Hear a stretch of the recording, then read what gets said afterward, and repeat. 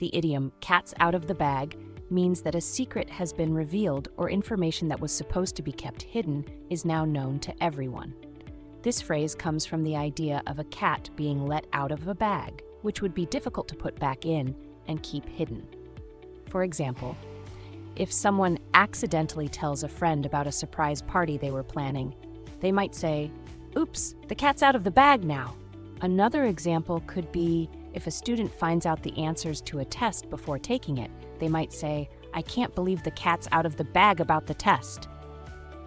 This idiom is commonly used in everyday conversations when someone accidentally reveals something they were supposed to keep secret. It is a fun and easy way to describe a situation where information has been exposed.